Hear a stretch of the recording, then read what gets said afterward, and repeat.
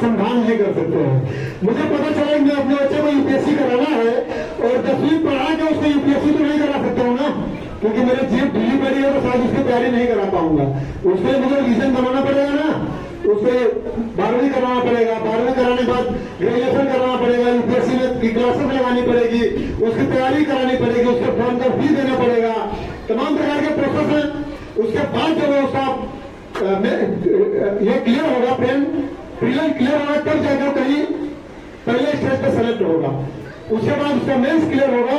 Mains के बाद जब वाइवा में आता है, बहुत सारे लोग हमारे अधिकारी हमारे लड़कों को छाड़ देते हैं, लेकिन मैं आपको आश्वस्त करता हूं, आप 5 साल के अंदर हमारे लड़कों को छाटे हो, लेकिन आने वाले 50 साल के बाद आपको हम अनलिस्टेड करेंगे।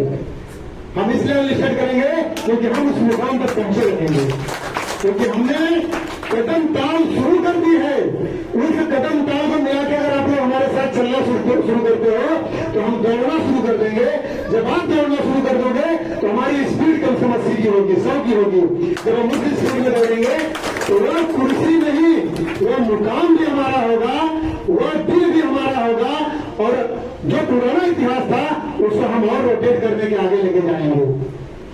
हमने इस संगठन में केवल मछुआ समाज एकता संघ इसलिए इसका नाम रखा गया है कि इसमें मछुआ समाज एकता संघ के माध्यम से हम लोगों को यह बताना चाहते हैं कि विज्ञान कहता है कि सृष्टि की उत्पत्ति जल से हुई है।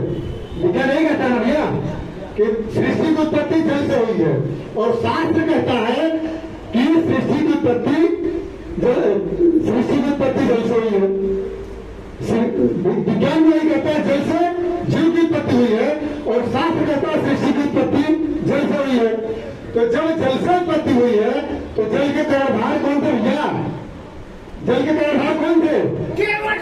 हम ही लोग थे ना, हम ही लोग थे ना। आप लोगों को अलग हो रहा है क्या? है कि नहीं है? तो जब पूरी सृष्टि का हमें मालिक है, हमसे इस सृष्टि की उत्पत्ति है, तो बंटवारा करने वाला कौन होता है भाई? हमको। हमने इसमें निषाद पहाड़, कहार, गौड़, कहार, पहाड़ और आप चौहान, और इसमें खट्टी, कुंडी, ननिया और पाल, ये सारे चीजों को लेके हमने जो हमारी पॉपुलेशन है ना, एक नारा चला था 1585 का, 1585 का नारा चला था, लेकिन मैं उसमें से 20% लोगों को मैच्योर समझ लिया हो जो हमारे साथ नहीं आने वाले लोग हैं, क्योंकि वो अपना अलग मुहिम चला रहे हैं। उसमें से 66% समाज छोड़ लेकर चलने की बात करता हूँ।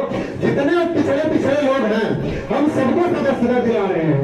सारे लोग अगर इस मुहिम से देखेंगे तो सारे लोग कहीं न कहीं मूल निवासी हुए, देश के रहने वाले हुए। जब सारे लोग इस देश के रहने वाले हुए तो हम बंटवारा क्यों करें? आज हम बंटवारा करते हैं तो परसेंटेज के आधार पर कोई 3% निकलता है, कोई 4% निकलता है, कोई 2% निकलता है, कोई 1% निकलता है, और वो क्षेत्रवाद के हिसाब से पॉलिटिकल पार्टियों में कैंडिडेट दे देती हैं, और उसी कैंडिडेट के माध्यम से हमारा बंटवारा करके हमारा शोषण किया जा रहा है। ये बंद होना चाहिए कि नहीं होना चाहिए? बंद होना चाहिए। संचालन करने हमारे मित्र पाल जी, मैं उनसे अनुमोदन चाहूंगा, होना चाहिए कि नहीं होना चाहिए? तो इसके ऊपर आप काम करेंगे कि नहीं करेंगे? मैं 5 समाज की बहुत मीटिंग अटेंड किया हूँ, यादव समाज की बहुत मीटिंग अटेंड किया हूँ, पासी समाज की बहुत सारी मीटिंग अटेंड किया हूँ, ब्राह्मण समाज की बहुत सारी मीटिंग अटेंड किया हूँ, क्षत्रिय समाज की बहुत सारी मीटिंग अटेंड किया हूँ। पूरे देश में घूम के कम से कम 2800 राज्यों को मैं देखा हूँ, बहुत करीब से देखा हूँ। यहाँ तो आप लोग बहुत शांति से बैठे हैं, वहाँ लड़ाई चलती है, किसकी वर्चस्व की लड़ाई चलती है, कुर्सियां में बैठने की लड़ाई चलती है, जहां ये बैठे हुए हैं। तो यह लड़ाई हमारे यहाँ बल्कि कम है। हम सम्मान देना जानते हैं लोगों को, क्योंकि भैया मूल निवासी हम हैं। हमें पता है कि कोई अगर आएगा तो हमारे हिस्सा में नहीं आएगा, अपने हिस्सा जोतेगा, लेकिन तीसरा कोई आएगा हमें और आपको लड़ाएगा, और वो दोनों हिस्सा बटोर लेगा और चला जाएगा। इसलिए आप लोग सचेत होइए, संघर्षशील बनिए, और इस लड़ाई का खेत बनाइए। जब तक आप लोगों का सहयोग नहीं मिलेगा तब तक लड़ाई आगे नहीं बढ़ पाएगी।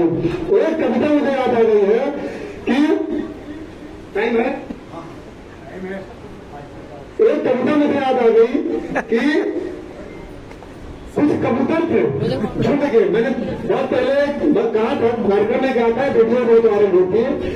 कबूतर थे और झुंड में रोज आते थे, तो उसमें ये कहा जाता था कि शिकारी आएगा, जाल बिछाएगा, दाना डालेगा, लेकिन हम नहीं फंसेंगे। उसने कुछ कबूतर का झूठ जोड़ था, प्रभु तथा सामाजिक स्तर पर अपने आप को मजबूत किया था। उसने बोला भाई शिकारी आएगा, जाल बिछाएगा, दाना डालेगा, लेकिन हम नहीं फंसेंगे। यह उनकी दिनचर्या हो गई, डेली बोलना, डेली करना और झुंड को सचेत करना। लेकिन शिकारी आता है, जाल बिछाता है, दाना डालता है और कबूतर नीचे आता है, उसमें से लीडर और वहां बैठता है और वो बोलता है कुछ नहीं, आ जाओ सब लोग आ जाओ, बहुत सारा दाना है, कुछ है नहीं। जब सारे लोग आ जाते हैं तो शिकारी जाल उठाता है, कंधे पे डालता है और लेके चला जाता है। आप लोग इसका तात्पर्य समझे? हम सामाजिक संगठनों के लोग 365 दिन लोगों को सचेत करने में लगे रहते हैं कि भाई आप विशेष बनिए, लोगों के पीछे हमको भटकना नहीं है। लेकिन यही जैसे चुनाव आता है, हमारे में से किसी को लीडरशिप दे देते हैं और उसी के हाथ से दाना डलवाते हैं, उसी के हिसाब से जाल डलवाते हैं और वह दाना लंबा क्षेत्र तक डलवाते हैं, ताकि संगठन के लोग भी आ जाए और उससे लोग भी आ जाए, समाज के लोग भी आ जाए और हम ही लोगों को एकजुट करा के, विस्फोट करवा के, विस्थापित करवा के हमारे लोगों को जाल में डालता है, कंधे को उठाता है और 5 साल जाके राज करता है। करता है कि नहीं करता है? तो वह राज इसलिए करता है क्योंकि हम संगठनात्मक लेवल पे अपने आप को सचेत नहीं कर पाए हैं। हमारा ये केवल मुहिम हो जाता है, शिकारी आएगा, दाना डालेगा, हम नहीं फंसेंगे, लेकिन इसको हमको प्लेटफॉर्म पे उतारना होगा। अगर वही कबूतर संगठन मछुआ समाज एकता संघ के माध्यम से मैं कहना चाहता हूँ, वही कबूतर